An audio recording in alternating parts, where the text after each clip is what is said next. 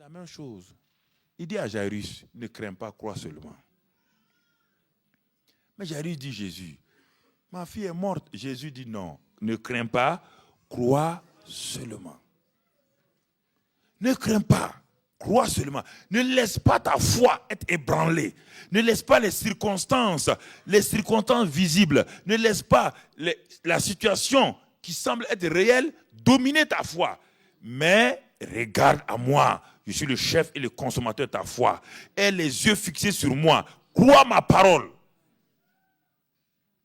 Jairus est arrivé à la maison, mais les obstacles ne sont pas finis. Ils arrivent à la maison. Dès que la foule a vu Jairus, ils sont tombés à terre. Vous savez, il y a des pleureurs professionnels. En Europe, ils ne sont pas nombreux, mais en Afrique, on les connaît. Ce sont des femmes. Elles sont dans un car. Elles sont en train de causer pour aller à des funérailles. Elles sont en train de causer. Jeannette, Françoise, ça va très bien. Et quand elles arrivent à 200 mètres de la maison mortuaire, elles descendent du car. Quand elles sont descendues maintenant, et la championne va commencer à faire provoquer des larmes forcées. Et puis, tout le monde suit maintenant. Et quand elles ont fini de saluer, quand elles voient la maison encore, elles ont oublié les larmes. Jeannette, Françoise. C'était comme ça à la maison de Jairus. Dès qu'ils ont vu Jairus, ils ont commencé à rouler à terre. Oh, Jairus! Jésus dit, arrêtez ça. Il dit, mais la fille n'est pas morte, elle dort. Ils disent, voilà les illuminés là. T'es un illuminé. La fille elle est morte, on a vu, on l'a touchée, elle est morte, bel et bien morte. Si vous voulez des miracles, apprenez ce que Jésus va faire. Regardez la dernière chose que Jésus va faire. Lisons cela et on va prier. On ne va pas aller loin, frère. Regarde ce que Jésus va faire. Qu'est-ce que Jésus va faire? Ils arrivaient, verset 38, ils arrivaient à la maison du chef de la synagogue, où Jésus vit une foule bruyante et des gens qui pleuraient et poussaient de grands cris. Est-ce que quand il y a une atmosphère, vous pouvez avoir la foi ici? Qu'est-ce que Jésus va faire? Donc faites attention, quand vous voulez prier, demandez à ceux qui sont autour de vous là. Ça c'est au cas où vous allez prier dans vos maisons. Si quelqu'un ne croit pas, dites-lui, mon frère, ce n'est pas un problème. Si vous priez avec tout le monde, ça n'ira pas. Ce n'est pas le nombre.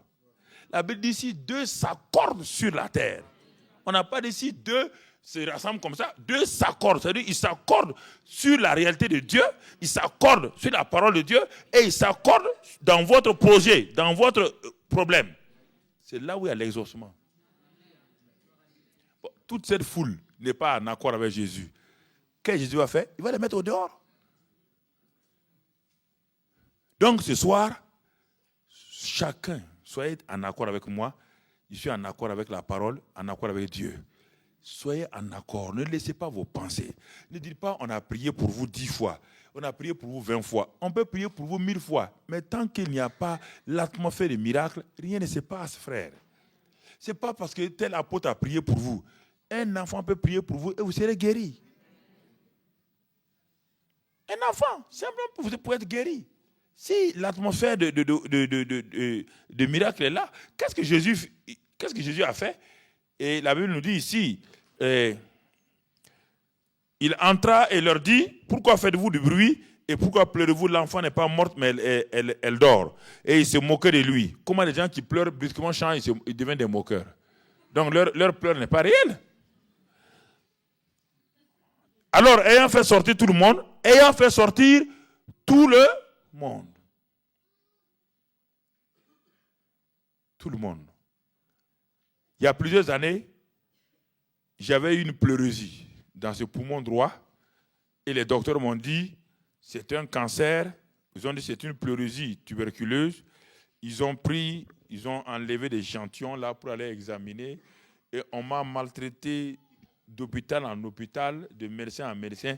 Un jour, j'ai dit à ma femme, maintenant, j'ai accepté d'être fait comme ça. Mais il n'y a pas de guérison. Quand ils font une ponction, plus tard, il y a 3 litres, 4 litres de liquide dans mon poumon.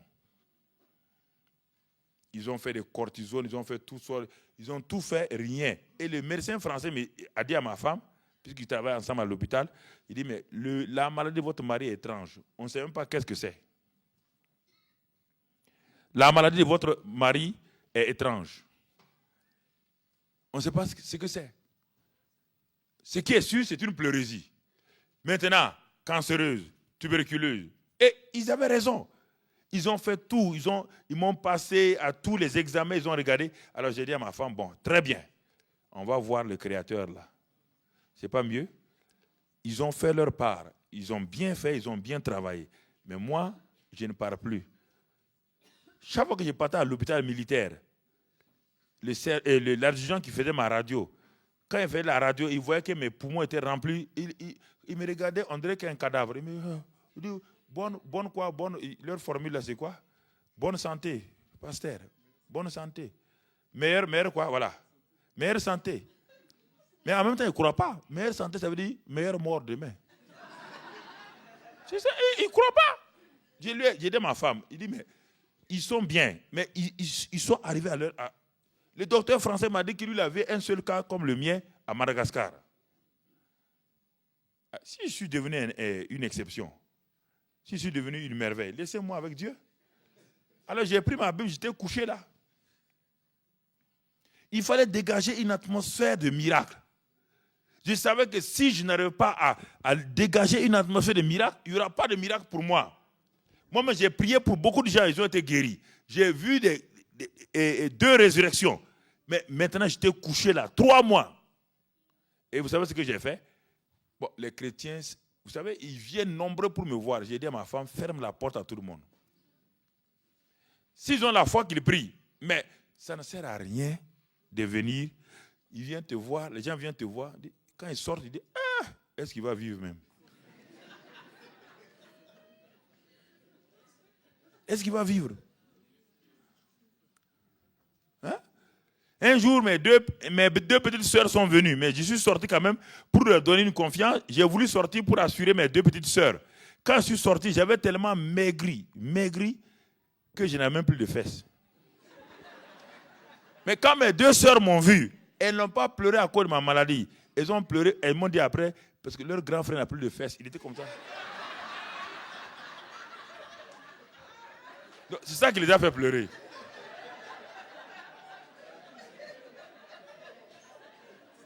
Mais un homme qui est gros, il n'a plus de fesses.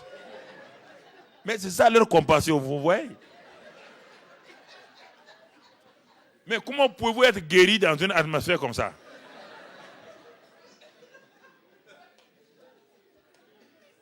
Alors j'ai compris, j'ai dit à ma femme, ferme la porte à tout le monde. Personne.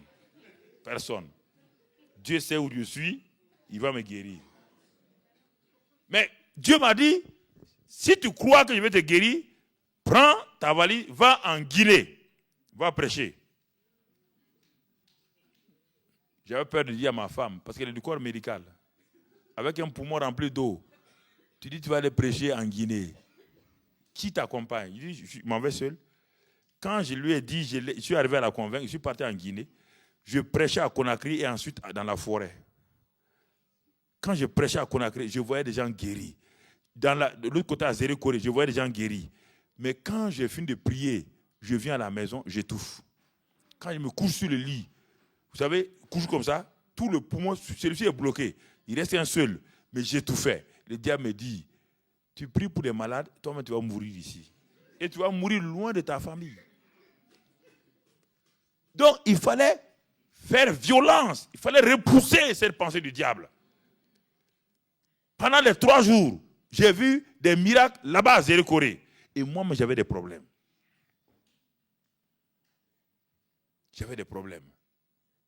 Et j'ai pris l'avion, je suis arrivé au pays. Quand j'ai fini ma mission, je suis arrivé au pays. Quand je suis arrivé au pays, je n'ai pas su qu'est-ce qui s'est passé. 3 jours, 4 jours, je ne me suis plus rappelé que j'avais une pleurésie. Je me couchais et j'ai vu que tout a disparu. Dieu est comme cela, frère. Le chemin du miracle est parsemé d'obstacles mentaux, psychiques, des obstacles de tout genre, spirituels. Mais si vous entendez ça, si vous regardez ça, vous allez vous décourager. Ne vous découragez pas. Quand on va prier, certains seront guéris instantanément. D'autres, c'est après qu'ils vont voir qu'ils sont guéris. D'autres vont voir dans une semaine ou dans un mois les examens médicaux qui vont prouver qu'ils sont guéris. J'ai prié à Lens pour une dame d'un certain âge qui avait une descente d'organes. Les femmes savent de quoi il s'agit. Une descente d'organes. À un certain âge, les organes descendent d'une manière. Le professeur avait programmé de l'opérer. Elle est venue à la réunion comme celle-ci là. Son mari était un ingénieur. J'ai prié pour cette dame âgée. Elle est partie. J'ai dit, vous êtes guérie. Elle m'a regardé. Il dit, vous êtes guérie, madame. Je ne dis pas si vous sentez la guérison. Je dis que vous êtes guérie. Elle est partie. 3 ou 4 jours plus tard, elle avait un rendez-vous avec son professeur pour qu'on l'opère. Elle est partie chez le professeur avec tous les examens, les radios et tout. Et elle a donné au professeur. Le professeur a dit au médecin, à l'assistant, d'aller faire un dernier contrôle, faire le dernier bilan pour qu'on voit. 10 minutes plus tard, le médecin court chez le professeur. Il dit, professeur, regardez les résultats. Il a dit à son médecin, tu t'es mal réveillé aujourd'hui. Il dit, cette femme-là, regarde son dossier. Regarde, tu es un médecin, non? Tu as vu les descentes d'organes là et tu viens me présenter le cas de quelqu'un d'autre. Le médecin s'est tu, le professeur est parti. Il amène la dame là. Quand il a fait l'examen, il n'y a plus de descente d'organes. Vous savez ce qu'il a fait? Il a pris un papier, il a mis guérison charismatique. Le médecin n'est pas chrétien, donc il entend le mot charismatique, il a mis ça dessus, guérison charismatique.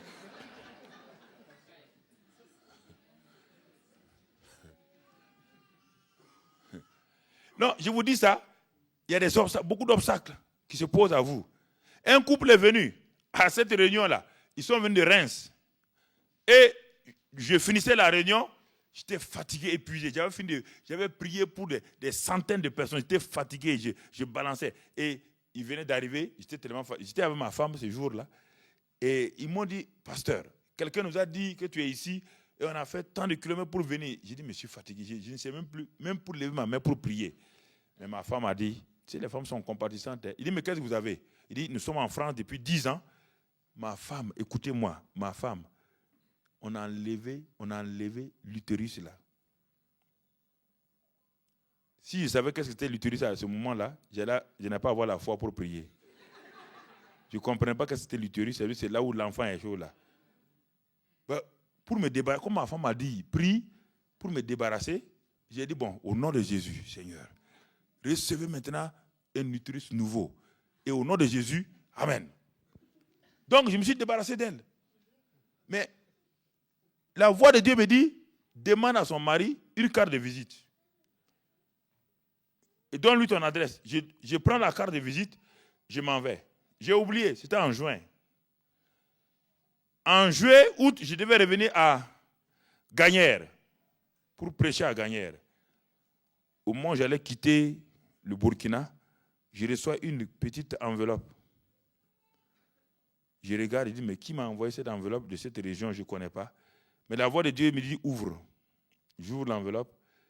Le monsieur me dit, pasteur, tous les médecins sont étonnés. Ma femme a un nouvel utérus et elle est en grossesse. J'ai commencé à danser. Dieu dit, tu danses maintenant. Quand tu devais prier et tu as dansé, les hommes de Dieu sont comme ça. J'ai commencé à danser. Dieu dit, mais quand tu devais prier pour elle, si ta femme ne t'avait pas dit de prier, est-ce que tu allais prier? Les obstacles, frères. Je peux vous raconter des centaines comme cela. Parfois, Satan, je rentre dans l'avion à New Delhi, de l'Inde. Tu es fatigué, épuisé. Je rentre dans l'avion. Je m'assois dans l'avion et on était trois personnes sur une rangée. Et là, il y avait une femme qui avait une dépression terrible, qui était assise là, une égyptienne. Et son mari était là, ses enfants étaient derrière. Elle avait tellement une dépression, quand vous la regardez, même sans être docteur, vous savez qu'elle a une dépression. Tout ça, elle criait sur son mari, criait sur tout le monde. Et moi, j'étais assis dans l'allée. J'ai dit, je suis fatigué. J'ai fait 10 jours en Inde, je suis fatigué. Je vais m'asseoir parce que New Delhi, Paris, c'est des heures et des heures. Je me suis bien calé dans mon fauteuil et on allait amener le repas. Et au moment où on allait amener le repas, la voix du Saint-Esprit me dit, j'avais le journal La Voix des hommes d'affaires de plein évangile. Un journal. Le Saint-Esprit me dit, donne le journal à cette femme. Donne le journal à cette femme-là. J'ai dit à Dieu, écoute-moi, tu vois comment elle écrit sur son mari. Tu vois comment elle écrit sur ses enfants. Elle ne me connaît pas. Si je lui donne ce journal-là, je suis sûr et certain, ça va revenir sur ma face. Pap! Il dit, bon, laisse-moi, j'ai envie de manger et de dormir. On a servi le repas. La voix du Saint-Esprit me dit, je t'ai dit de donner ce journal où il n'y a que des témoignages seulement. Témoignages à cette femme. À la fin, j'obéis. Rapidement, je prends le journal. Je dis à la dame, là, tenez, dans mon anglais cassé là. Elle a pris le journal. Son mari me regarde et regarde sa femme. Son mari est étonné. La femme a pris le journal. Au lieu de renvoyer ça, elle a regardé, elle a ouvert. Elle a commencé à lire le premier témoignage. Moi, je me suis endormi dans l'avion. Le lendemain, on est arrivé à Roissy à 6 heures. Quand je descends de l'avion, la femme, le mari, les enfants, pour aller prendre nos bagages, se sont précipités sur moi. Pour m'embrasser, la femme était guérie, née de nouveau dans l'avion. Guérie et née de nouveau dans l'avion. C'est comme ça que Dieu opère. Si vous voulez mettre Dieu en intégral, c'est difficile. Il faut lui laisser la liberté. Ne vous inquiétez pas. Quand on va prier pas pour les malades seulement, on va prier pour plusieurs cas. Les affaires qui ne marchent pas, les foyers qui ne marchent pas. On va prendre au moins 30-40 minutes pour prier avant de vous les croire, frères et sœurs. Je vous ai dit, ce n'est pas un plaisir pour moi de me tenir sur mes jambes ici pour vous parler. J'ai envie de m'asseoir comme vous aussi. J'ai envie d'aller m'étaler, dormir un petit coup. J'ai envie, c'est ça. Mais si je me tiens là, vous avez de la valeur aux yeux de Dieu. Vous êtes important. C'est pourquoi un chirurgien peut se tenir sur un malade 15 heures pour opérer le malade. Ce chirurgien s'arrête depuis le matin. Il ne mange pas. Il est là, il veut sauver la vie de quelqu'un. Alors si un chirurgien est capable de s'arrêter 15 heures pour sauver un malade et un pasteur, c'est ça que j'ai compris avec Dieu. Donc c'est pourquoi je ne regarde pas à la douleur que j'ai dans mon corps, je ne regarde pas à la fatigue, je regarde ce que je peux être utile pour vous. Le peu que Dieu peut m'utiliser pour être utile pour vous là, je ne suis pas le seul. Voici des très bons pasteurs. Mais comme c'est moi qui suis actuellement en train de parler, c'est pourquoi je vous tiens là. Donc ayez confiance en Dieu. Ayez confiance que quand on va prier, Dieu sait ce qu'il fait. Dieu sait comment il guérit, il libère. Dieu sait comment il purifie. Mais ayez confiance en lui simplement et sa grâce et son amour seront manifestés dans votre vie. N'ayez pas un raisonnement comme le raisonnement de Naaman. Naaman dit, si Dieu veut me guérir, voilà comment il doit me guérir. Il doit me guérir par le prophète en imposant les mains de cette manière, en faisant telle chose. Dieu a agi d'une autre manière. Dieu a dit simplement à Naaman, va te laver. Il dit non, c'est pas normal. Non, c'est pas comme ça. Vous voyez bien, il a choisi sa manière d'être guéri. Ne choisissez pas votre manière d'être libéré. Croyez ce que Dieu dit. Amen. Voilà, on va fermer nos Bibles. Père, nous te remercions cet après-midi. Oh, crois seulement, mon frère. Je me tiens dans la présence du Seigneur, le Saint des Saints est là. Je viens et je me prosterne dans ta sainte présence. En toi, point de péché. Dans le très saint nous sommes. Je me tiens dans la présence du Seigneur. Le Saint des Saints est là. Alléluia. Chantons avec moi. Alléluia.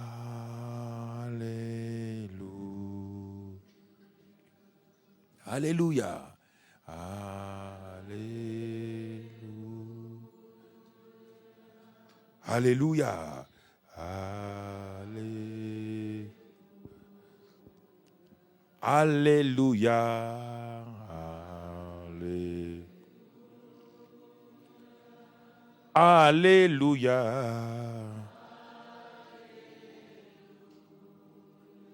Alléluia.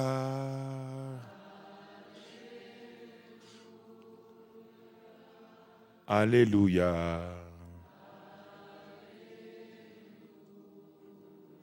Jésus présent.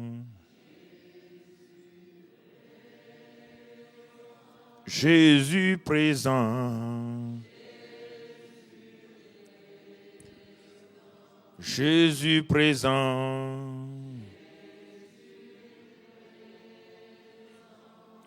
Jésus présent. Jésus guérit.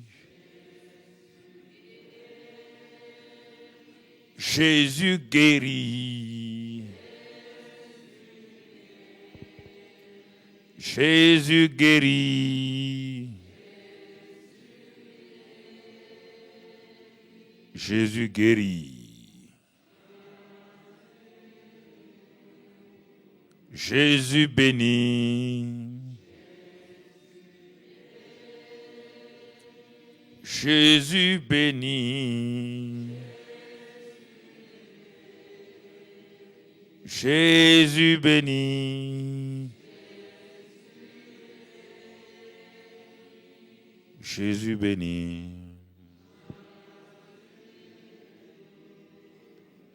Jésus est là. Jésus est là. Jésus est là. Jésus est là.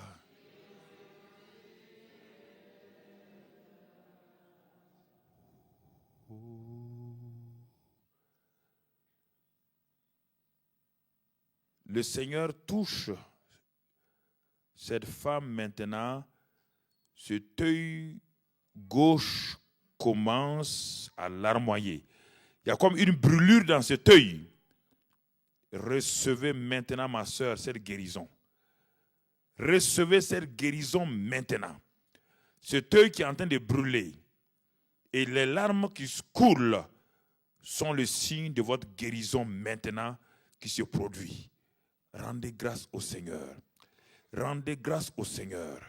Oui, ma soeur, ce problème qui a failli vous empêcher de venir ce soir, toute cette journée ici, ces problèmes de maux de bas-ventre et parfois des caillots noirs sortent de votre corps. Le Seigneur touche. Comme il y a une présence de feu maintenant dans votre bas-ventre, recevez maintenant, ma soeur, la guérison de ce problème, de cette hémorragie. La douleur s'estompe maintenant dans le nom du Christ Jésus.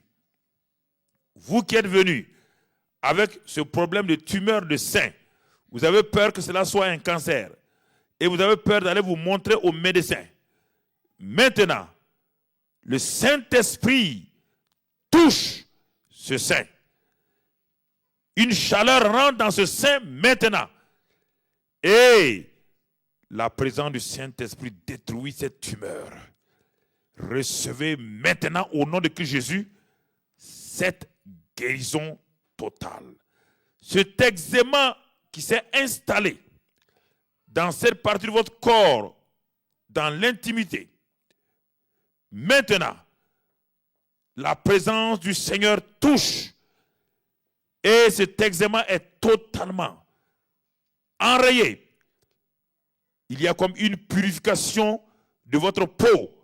Recevez cette grâce de Dieu maintenant. Croyez, toutes ces personnes-là, croyez maintenant. Croyez maintenant. Croyez maintenant.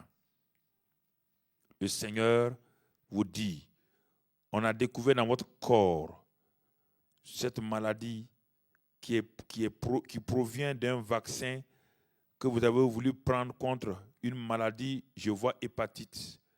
Et cela a créé une maladie autre qui est en train de se transformer en cécité. Si vous croyez que le Seigneur vous connaît ce soir, oui, je reçois ce nom, sclérose en plaques. Donc, cette maladie est entrée dans votre corps. Et la finalité de cette maladie, c'est une cécité, une paralysie. Mais si vous croyez maintenant, alors que vous êtes encore dans la phase de démarrage, posez votre main sur votre corps maintenant. Et au nom de Christ Jésus, par la puissance du Saint-Esprit, soyez délivrés de cet esprit de paralysie, de mort. Et recevez ce soir la visitation du Saint-Esprit dans votre corps. Recevez cette grâce de Dieu maintenant, au nom de Christ Jésus. Vous êtes un jeune homme, vous avez un problème particulier. Je ne veux pas que vous levez votre main. Vous avez un seul testicule. Le Seigneur m'a montré cette poche et cela vous dérange beaucoup. Posez discrètement votre main sur votre bas-ventre. Et dans le nom de Christ Jésus, Père créateur des cieux et de la terre, tu sais que cet homme a besoin de ce second testicule. Père, tu produis maintenant le miracle de la création. Dans le nom de Christ Jésus, recevez maintenant cette grâce du Seigneur et que la puissance de Dieu vous touche dans le nom de Christ Jésus. Recevez cette grâce maintenant au nom de Christ Jésus. Au nom du Christ Jésus.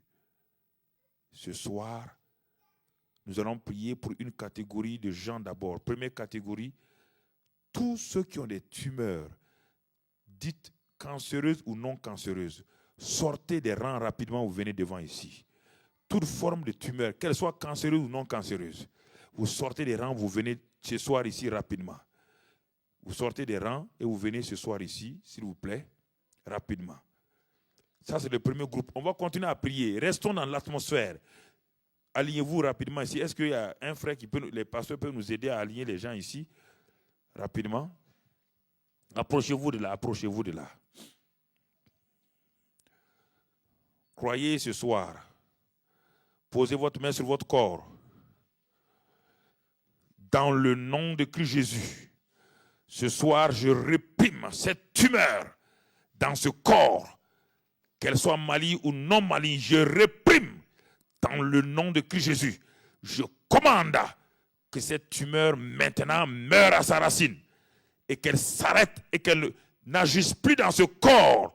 Je maudis cette tumeur à sa racine au nom de Christ Jésus. Et maintenant, par les meurtrissures de Christ Jésus, recevez la délivrance et la guérison. Dans le nom de Christ Jésus, je pose les mains et je réprime cette tumeur dans votre sein. Je commande à cette tumeur de se disloquer maintenant. Sa racine est maudite au nom de Christ Jésus. Recevez la guérison par les meurtrissures de Christ Jésus. Il vous touche. Madame, recevez ce soir l'attouchement de la main de Jésus-Christ.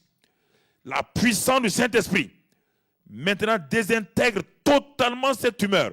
Détruit cette tumeur à sa racine.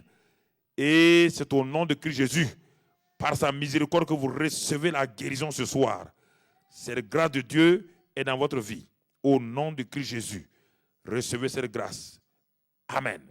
Nous allons maintenant prier pour tous ceux qui ont des problèmes de maux de cœur. Allez-y à votre place et rendez grâce à Dieu.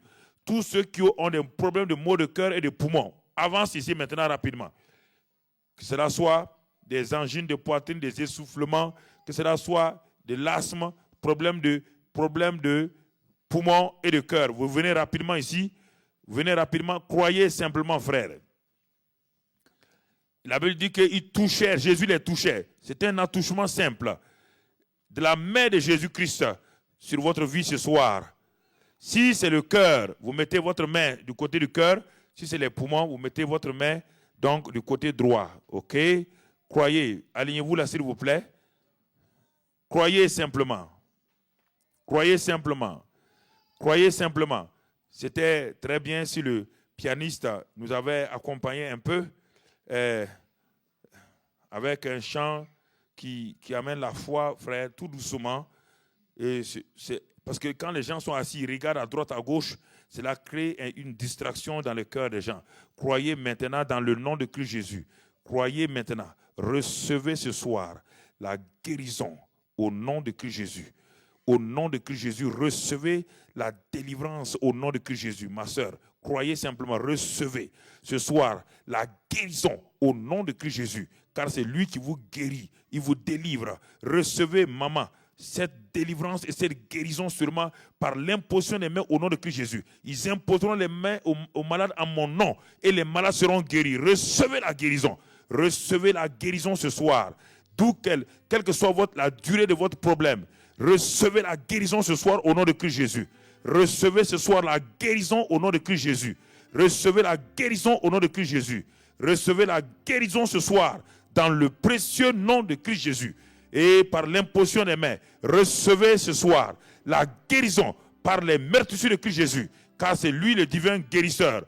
Recevez, maman, cette guérison ce soir, et que la puissance de guérison rentre dans votre corps et vous délivre. Recevez ce soir la guérison dans votre corps, et que tout organe qui a été atteint, le foie, le cœur ou les poumons, reçoivent la guérison ce soir, dans le nom de Christ Jésus. Recevez l'attouchement de la main de Jésus-Christ, que votre foie ou votre pancréas, que tout ce qui a été touché, le cœur, les poumons, reçoivent la guérison maintenant au nom de Christ Jésus. Recevez la puissance de guérison par ces meurtrissures et par l'imposition des mains. Recevez la guérison ce soir au nom de Christ Jésus. Recevez la guérison ce soir au nom de Christ Jésus. Recevez cette guérison, ma fille, au nom de Christ Jésus. Recevez ce soir la guérison au nom de Christ Jésus, maman. Recevez cette guérison. Mon frère, je pose les mains sur vous et je maudis ce mal qui vous étouffe et qui amène votre cœur à être parfois étouffé, fatigué. Je réprime ce mal et recevez la guérison ce soir au nom de Christ Jésus. Et maintenant, je demande à toutes les femmes qui n'ont pas eu d'enfant ou qui ont eu un seul enfant, qui veulent un deuxième enfant, ou qui ont eu un garçon qui veut une fille, ou qui ont eu une fille qui veut un garçon, vous avancez rapidement maintenant. Si vous êtes dans ce cas-là, vous n'avez que des garçons, vous voulez une fille, écoutez, c'est réel. Et, ou bien vous n'avez pas eu d'enfant encore, vous venez ici maintenant. Vous n'avez eu que des filles, vous voulez un garçon, vous avancez ici maintenant. Rapidement, rapidement s'il vous plaît. Rapidement s'il vous plaît. Oh Père, nous te remercions ce soir. Tu n'as jamais cessé de répondre. Tu n'as jamais cessé de répondre. Tu n'as jamais cessé de répondre. Approchez-vous, approchez-vous ce soir. Et croyez simplement. Si deux s'accordent, vous vous êtes accordés. Et j'ai proclamé, maintenant, recevez. Au nom de Christ Jésus, recevez cette grâce, ce qui est dans votre cœur maintenant, et qu'il vous soit fait selon votre foi. En vous approchant ici, qu'il vous soit fait selon votre foi. Ma soeur, qu'il vous soit fait selon votre foi au nom de Christ Jésus. Allez-y et proclamez cela. Qu'il vous soit fait maintenant selon votre foi. En vous approchant ici, vous avez cru. Recevez cette grâce de Dieu. Qu'il vous soit fait maintenant, ma soeur, selon votre foi.